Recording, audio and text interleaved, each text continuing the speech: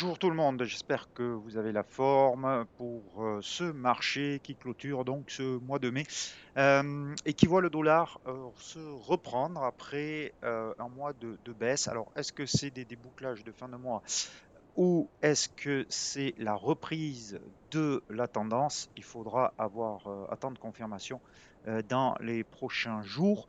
Ce qui est certain, c'est que l'inflation de la zone euro est ressortie plus forte qu'attendue. C'est pas une surprise après l'inflation allemande d'hier, mais par contre, l'euro ne poursuit pas dans sa tendance haussière, dans son rebond. Il est bloqué par une oblique baissière. On va voir ça tout de suite. Je vous ai mis le calendrier à l'écran. Vous avez cet après-midi l'indice de confiance des consommateurs, mais c'est surtout demain où il y aura énormément de statistiques économiques aux États-Unis. On voit ça en graphique. Avant ça, l'avertissement traditionnel sur les risques, bien entendu.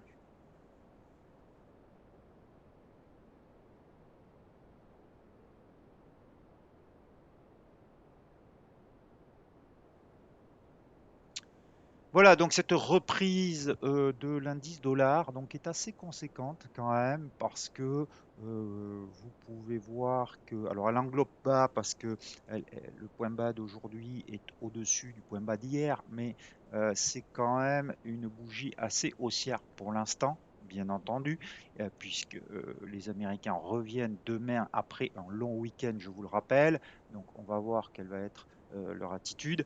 Mais pour l'instant, on a une reprise quand même assez significative. Alors, vous voyez, ça ne suffit pas à dire que cette correction ici est terminée, mais par contre, il y a quand même un rebond pour que avoir un indice que ce rebond est terminé, il faudrait qu'on repasse au-dessus de la droite de polarité à 102,24 qui correspond aussi au passage de ces deux moyennes mobiles.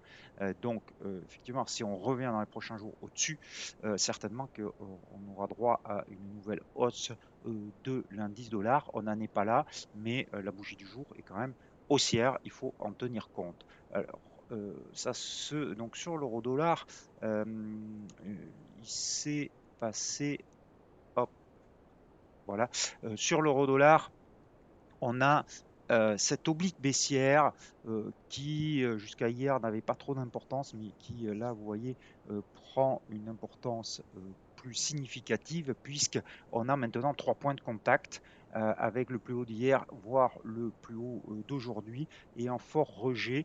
Quand je vous disais qu'on était dans une tendance toujours baissière en dessous de 1,0934, avec cette oblique descendante, c'est beaucoup plus clair. Euh, donc, euh, tant qu'on est maintenant sous cette oblique, on est à nouveau baissier et on met de côté un petit peu le rebond, même si l'objectif était à 1,0934. Mais vous voyez que les forces vendeuses reviennent sur le marché et donc affirment peut-être la reprise baissière. Alors cette reprise baissière, c'est le miroir du dollar, c'est-à-dire que c'est lorsqu'on va passer sous la droite de polarité à 1,0640, qui correspond là aussi à peu près au passage des deux moyennes mobiles de très court terme. C'est donc en passant sous ce support, cette droite de polarité, qu'on pourra dire que la reprise baissière sur l'euro-dollar reprend. En tout cas, c'est un peu plus clair maintenant ce rebond. C'est-à-dire que, alors ceux qui pensent que le rebond n'est pas terminé, le stop il se place sous 1,0640, c'est clair. Ceux qui pensent que la tendance moyen terme est toujours présente et qu'elle reprend, bah, le stop il se place au-dessus du plus haut d'hier ou au-dessus de l'oblique baissière. C'est en fait finalement assez simple, il suffit juste de déterminer dans quel camp vous penchez. Personnellement, et ça n'engage que moi, je reste neutre maintenant sur ces niveaux euh, tant qu'on est bloqué entre cette droite de polarité à 1,0640 et cette oblique descendante. Si on passait au-dessus de cette oblique, je pense que je redeviendrai long avec l'objectif du rebond initial à 1,0934. Si par contre on revient sous 1,0640, je repasserai short avec un stop sous l'oblique descendante. On va se positionner sur le dollar, le câble, tiens, voilà, le câble, puisque vous voyez que là aussi, le câble, je vous avais dit qu'il était plus faible ces derniers jours, qu'il n'avait pas réussi à dépasser sa première zone de résistance.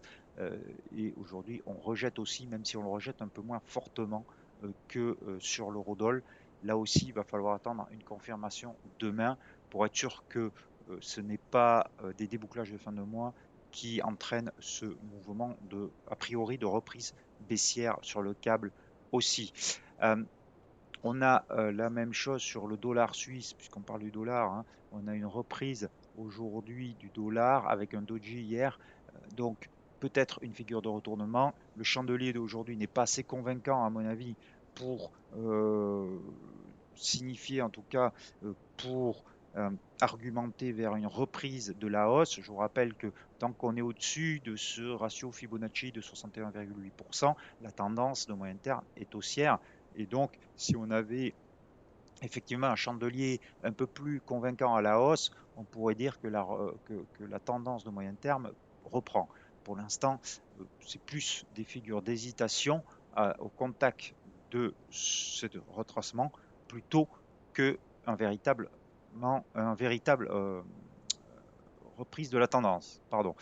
Sur le dollar yen, par contre, là, la correction a été de bien plus faible ampleur, comme je vous l'ai dit. Donc, c'est certainement là où le dollar est le plus fort.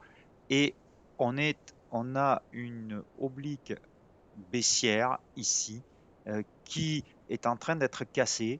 Donc, on verra la clôture ce soir. Mais si on avait un chandelier haussier, plus convaincant que celui-là où il y a encore une mèche haute assez importante.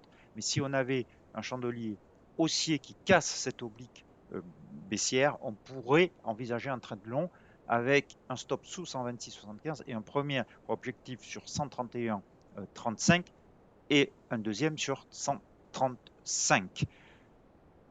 Ça me fait revenir sur l'euro-yen, puisqu'hier je vous avais dit si on cassait, si on sortait de ce canal baissier, on avait un signal haussier. On l'a.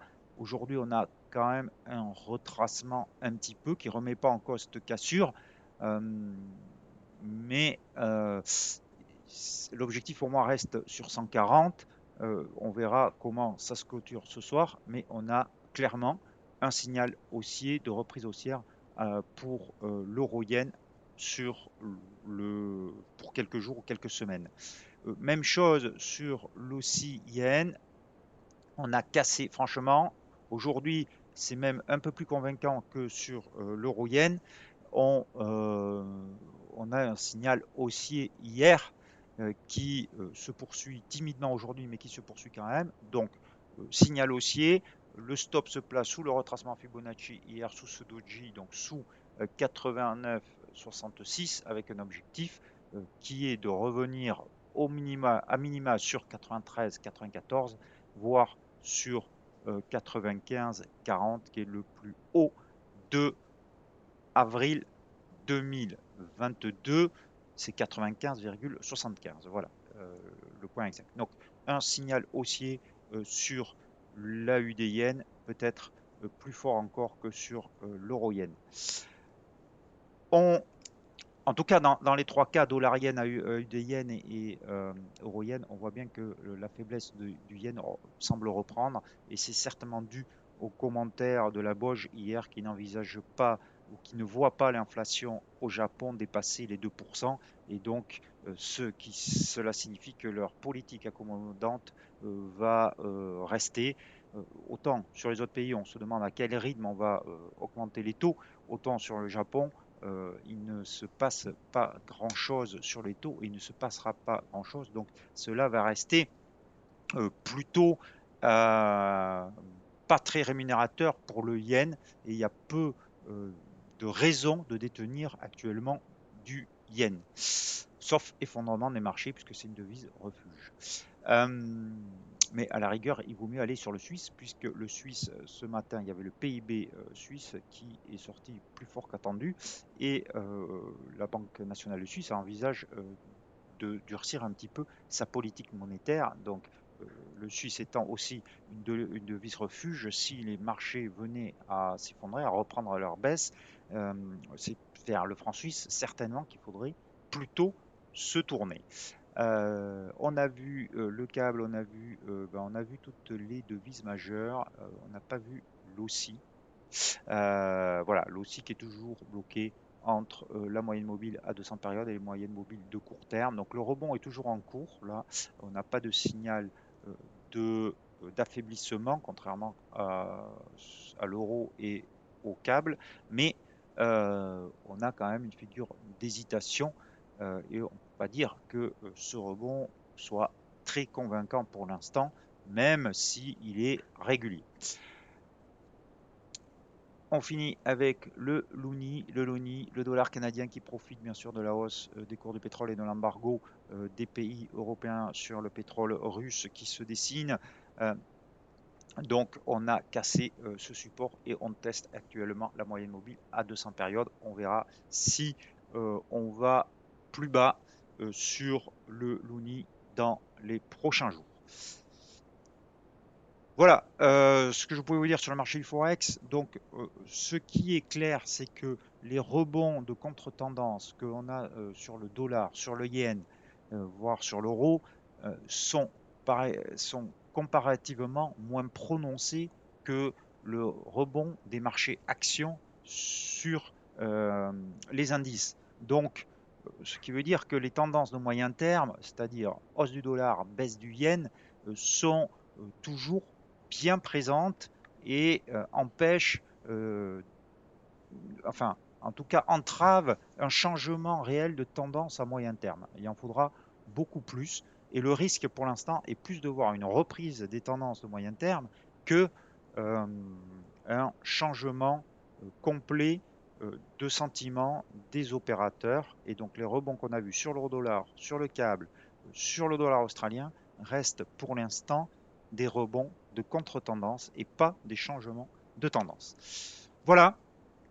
N'hésitez pas à poser vos questions hein, ou à faire des commentaires, à liker, à pas liker, mais n'hésitez pas à interagir. Je réponds volontiers à vos questions lors du Forex Expresso du lendemain. Et, donc, c'est avec grand plaisir. Voilà. Eh ben, il me reste plus qu'à vous souhaiter un très bel après-midi. Donc indice de confiance, je dis cet après-midi aux États-Unis, avant de multiples chiffres demain. Il risque d'y avoir de la volatilité, donc n'oubliez pas vos stop loss. À demain. Ciao, ciao. Bon après-midi.